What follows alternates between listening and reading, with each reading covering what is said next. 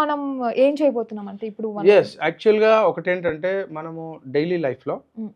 Everyday we're taking so many items అంటే అన్ని కెమికల్సే. మీరు కూల్ డ్రింక్ తాగండి, సమోసా తినండి, ఎస్ పిజ్జా తినండి, బర్గర్ తినండి, ఇంకా బిర్యానీ తినండి, ఏదైనా తినండి. సో మచ్ ఆఫ్ కెమికల్స్ ఉన్నాయి. ఆ కెమికల్స్ పొట్టలోకి పోయిన తర్వాత మన ఇంటర్నల్ మైక్రో బ్యాక్టీరియం ఉంటుంది. ఆ మైక్రో బ్యాక్టీరియంను కిల్ చేస్తాయి.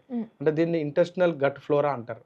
ఈ కెమికల్ లోపలికి పోయి ఆ ఫ్లోరాని చంపేస్తుంది. ఎప్పుడైతే చంపేస్తుందో ఆ ఫ్లోరా లేకపోతే అంటే ఆ బ్యాక్టీరియల్ కల్చర్ లేకపోతే మనకు డైజెషన్ కాదు.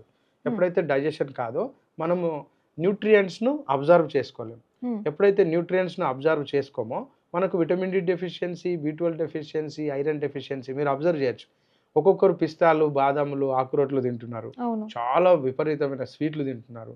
హైయెస్ట్ న్యూట్రిషియస్ ఫుడ్ తింటున్నారు. ఒక 50, 40, 60 సంవత్సరాల కింద ఇంత బిర్యానీ, ఇంత నెయ్యి, ఇంత అవి ఏంటి బట్టర్, చీజ్ ఇవేమి లేవు.